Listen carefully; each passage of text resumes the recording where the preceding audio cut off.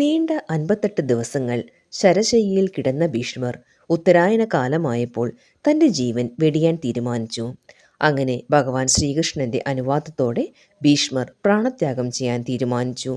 പിന്നീട് മനസ്സിനോടൊത്ത് പ്രാണവായുവിനെ ഭിന്നധാരണകളിൽ സ്ഥാപിക്കാൻ തുടങ്ങി. യോഗബലം കൊണ്ട് തടുത്തു നിർത്തിയിരുന്ന പ്രാണൻ ക്രമേണ മേൽപോട്ട് കയറാൻ തുടങ്ങി. ആ സമയത്ത് അവിടെ കൂടിയിരുന്ന മഹാപുരുഷന്മാർ നോക്കി നിൽക്കെ ഭീഷ്മരുടെ പ്രാണൻ ഓരോ അവയവത്തിൽ നിന്നും വിട്ടുമാറുമ്പോഴേക്കും ആ അവയവത്തിൽ തറച്ചിരുന്ന ബാണം തനിയെ ഊരി വീഴുകയും മുറിവ് ഉടനെ മാഞ്ഞു പോവുകയും ചെയ്തു. അല്പസമയം കൊണ്ട് തന്നെ ഭീഷ്മ ശരീരത്തിലെ അമ്പുകളെല്ലാം ഊരി വീണു.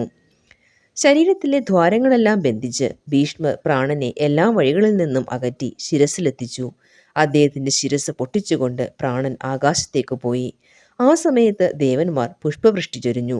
ശിരസ് ഭേദിച്ച് പുറത്തു കിടന്ന പ്രാണൻ ഒരു ഉൽക്കയെന്ന പോലെ ആകാശത്തേക്ക് ഉയർന്നു. ക്ഷണനേരം കൊണ്ട് അത് അന്തരീക്ഷത്തിൽ വിലയം പ്രാപിച്ചു.